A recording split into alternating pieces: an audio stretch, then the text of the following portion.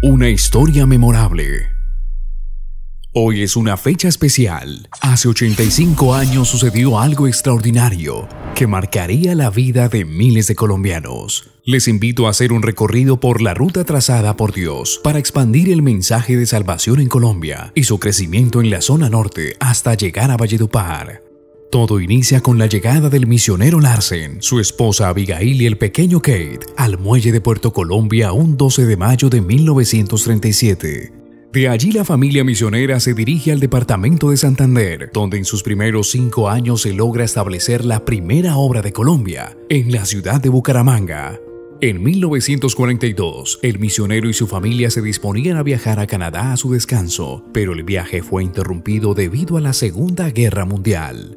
Es así como deciden quedarse en la ciudad de Barranquilla, porque en Bucaramanga ya habían quedado a cargo de la iglesia los misioneros Baal. Todo era dirigido por Dios, ya que la costa, por ser un territorio que no contaban con tanto arraigo en la región tradicional existente, fue un terreno fructífero para el desarrollo y el crecimiento del evangelio. La experiencia para el misionero fue sorprendente, ya que empezaron a llegar muchas personas, mujeres, jóvenes y niños, que serían clave en la expansión del evangelio por toda la costa caribe. Pasan los primeros 10 años de trabajo en la costa. Ya había un buen grupo de personas bautizadas y siguieron llegando muchos más, fruto del trabajo del misionero Larsen y del grupo que asistía Perla Cooper en Cartagena. Entre los pioneros estaban Miguel Mariano Peña y su esposa Beatriz, Betty Rocha, Eliseo Duarte, Sergio Forero, Carlos Fontalvo, Victoriano Verdugo, Hilda de Camargo y Domingo Zúñiga, entre otros. Cabe resaltar que entre ese grupo de personas llegaron también con sus familias los niños Torres, Isabelita, Miriam y Álvaro Torres, y los mellizos Eduardo y Celestino Forero. Mi llegada a la iglesia fue por parte de mi tío Sergio. Fue el primer convertido de la familia. Fue una familia bendecida y que bendijo a la iglesia. Nosotros nos convertimos y teníamos el deseo de participar, de ayudar en lo que nos dijeran. Como fruto del avivamiento que se empezaba a vivir entre ellos, nacía un deseo ardiente por salir a llevar el evangelio a todas partes. Llega a la iglesia central de Barranquilla estando el hermano Larsen como pastor. Ahí, hijo, me entregué, ahí en la central, pero no ahí mismo en la iglesia, en un barrio que le llaman La Nieve. Allá fue que me entregué. Hacían cultos de jóvenes, pero antes era de cultos de señorita, pero ya quitaron eso. Ahora es culto de jóvenes. ¿Cómo era un culto de jóvenes? ¿Quién lo dirigía? ¿Cómo era el culto? ¿Cómo era la organización? La hermana Hilda de Camargo era la presidenta cuando yo me entregué de las jóvenes. Invitaba a las jóvenes y hacían los cultos. Y ahí hice mi decisión personal a los 17 años. Recibí el Espíritu Santo, me bautizó el hermano Larsen y enseguida a comenzar a trabajar, ahí mismo en el Atlántico. Me tocaba visitar Malambo, Ponedera, Puerto Giraldo, Palmar de Valer, todos esos pueblitos.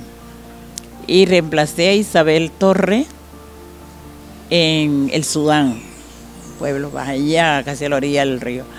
Ahí reemplacé a Isabel Torre cuando ella se fue para el Ecuador. ¿Ya? Entonces me tocó ella. Ya entonces de ahí me fui para Magdalena, me mandaron para con los hermanos Ramírez a Santa Marta, ayudarles a la obra ahí. Bueno, ahí estuve un tiempo, de ahí me vine para acá, para el Cesar. Aprovechando esto, el misionero les capacitaba en la doctrina y los enviaba a predicar. Fue así como en el departamento Magdalena, los hermanos Domingo Zúñiga, Miguel Peña y Cristóbal Ospino encontraron un grupo de personas de creencia trinitaria que se reunían a estudiar la Biblia, pero no estaban claros en esa doctrina. Ellos fueron inquietados por la enseñanza del bautismo del Espíritu Santo, y es así como fueron bautizados en el nombre de Jesús. Entre ellos estaban Juan Ramos, Jaime Rúa, Jaime Daniel Barranco, Rafael Socarrás, Portolatino Hernández y muchos que habían sido parte de ese grupo trinitario. Cuando ya ellos entienden la doctrina, entonces dicen, bueno, ¿y qué hace que nos reúne a todos para podernos saber? Estaban los que se dieron el patio donde está el templo central, lo seguieron los hermanos allá, la hermana Zenaida y el hermano... Desde esa época se dice. De esa época. Entonces cuando el viejito dijo que no, porque esos ataques no eran para él, porque como hablaban en lengua, entonces, pero resulta que estaban hacia ayuno.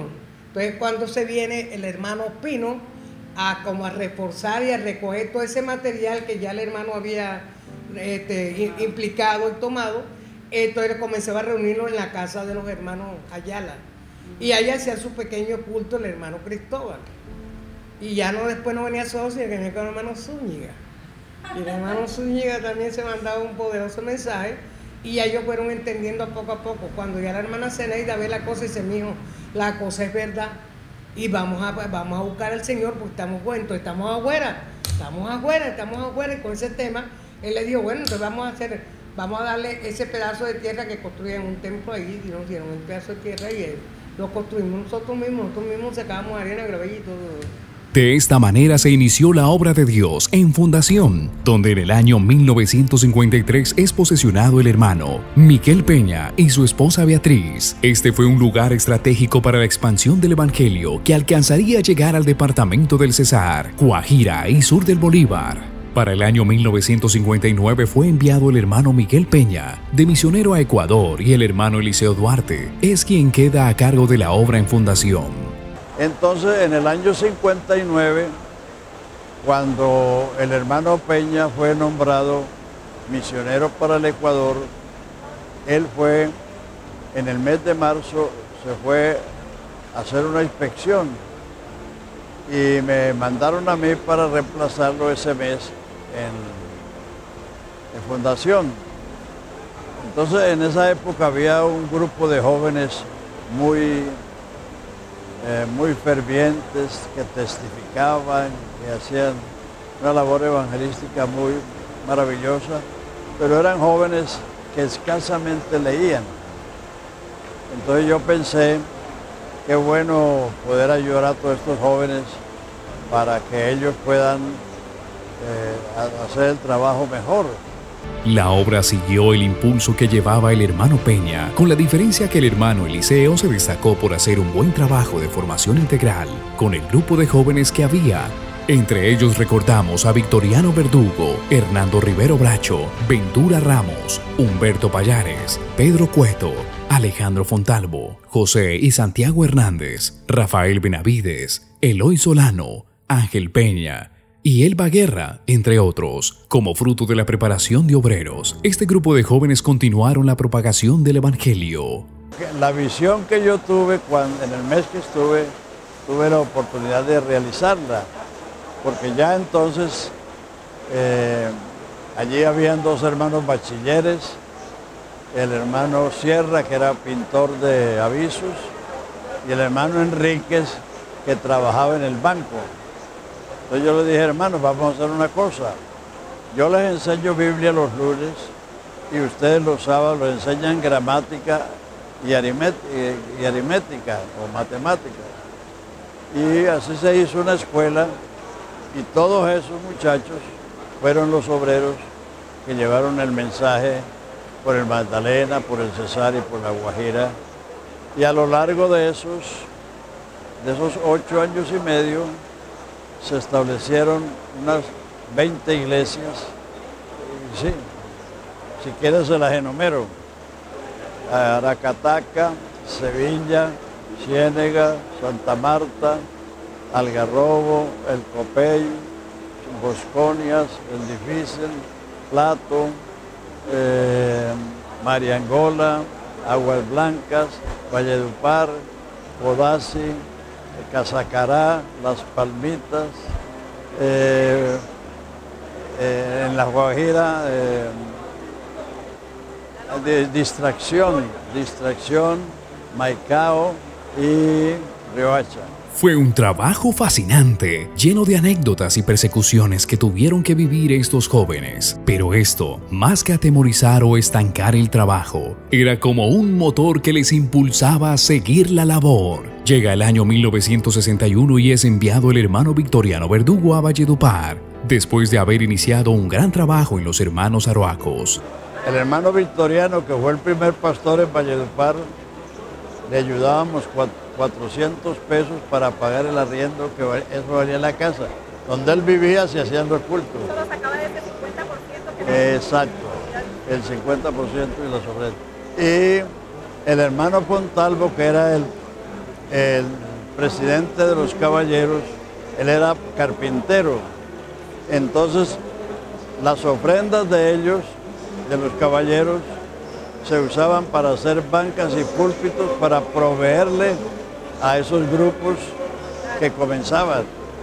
Y así se formalizaron todas esas obras. Fue así como llegó a esta ciudad y alquiló una casa en la carrera cuarta, con calle 17 del barrio El Carmen, dando inicio a las primeras reuniones y servicios de culto. De allí pasó a otra casa del mismo barrio frente al Parque de la Virgencita. A medida que Valledupar se extendía, se trasladó la obra a una invasión donde hoy en día es el barrio 1 de Mayo.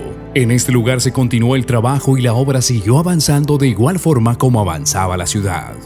Bueno, estamos ubicados sobre la carrera 21, entre calles 24 y 25 del barrio 1 de Mayo, frente a la casa donde precisamente se estableció el hermano Victoriano Verdugo con la hermana Ruth Marina Sierra, y ya para ese tiempo tenían un niño que se llama Daniel. Aquí establecieron la predicación de la palabra.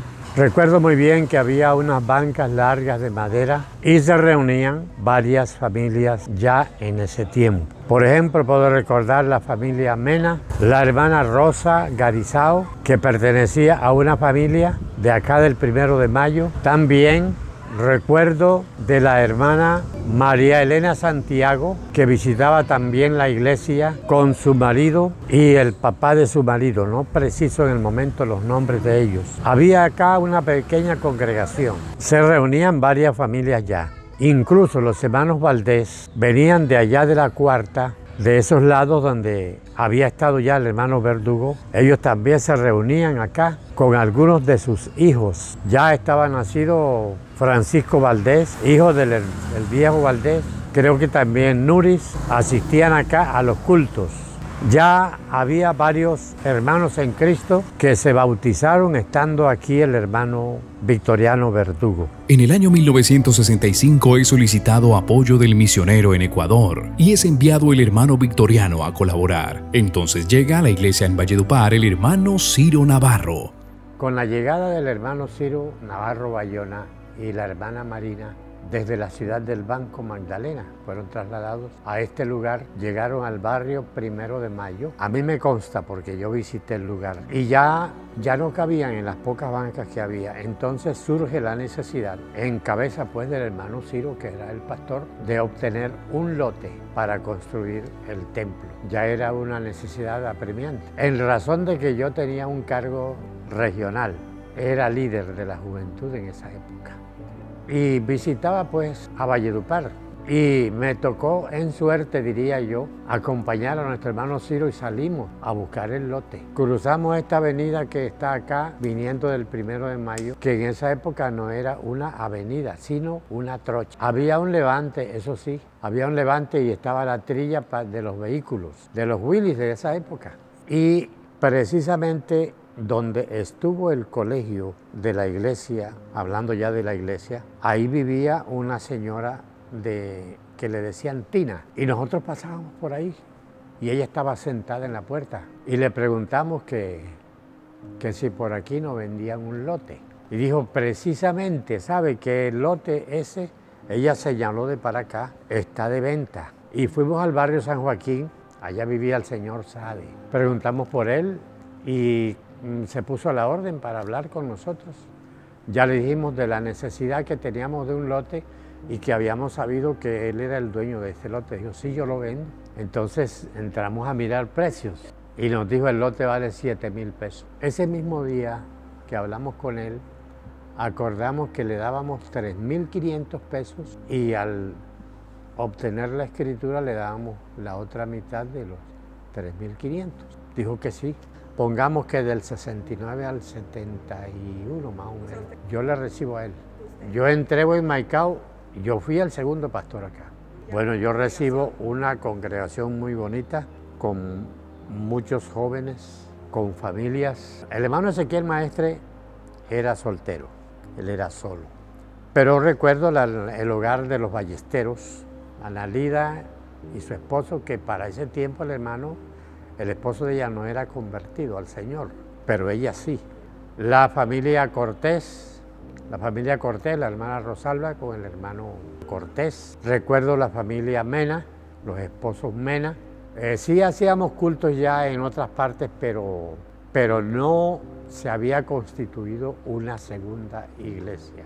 Porque la segunda iglesia sacada de aquí fue en el año 79, el hermano Eloy Agustín Solano.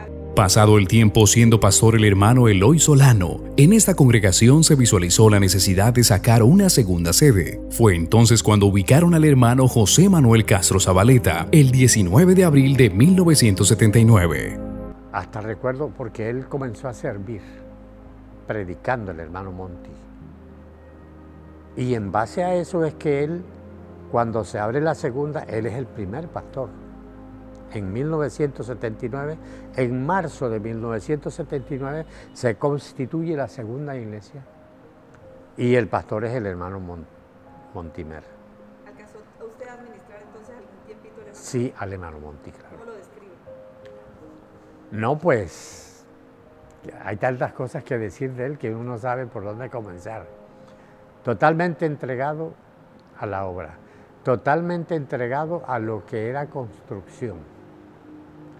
Él sabía que un hermano estaba en dificultades para hacer su casita y le hacía una campaña y le hacían la casa. ¿Siempre fue esa pasión por él? Esa fue la pasión de él hasta morir.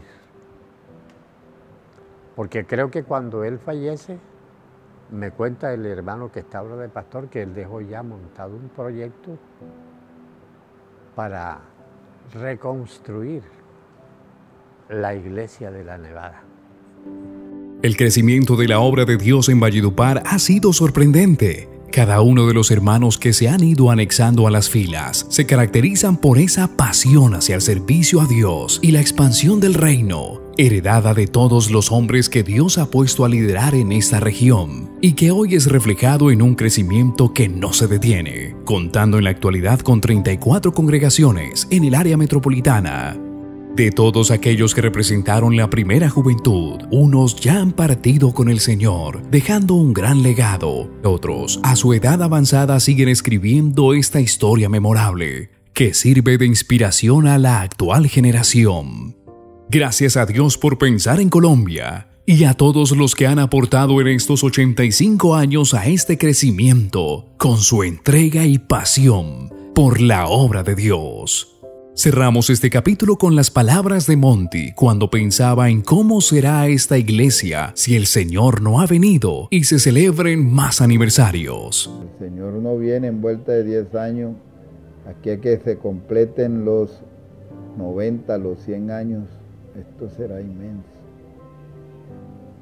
Para terminar, quiero decir que debemos de orar mucho, rogarle a Dios que nos ayude, y especialmente las generaciones que vienen, que sean generaciones fieles, que puedan tener mucho temor de Dios, los ministros nuevos, que no sean ministros así tan, ¿cómo podría yo decir?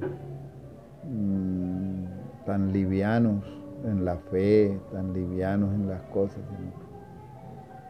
sino que puedan representar al Señor con grandeza y con altura. Lo que comenzó como un sentir se convirtió en una realidad, una historia que no termina.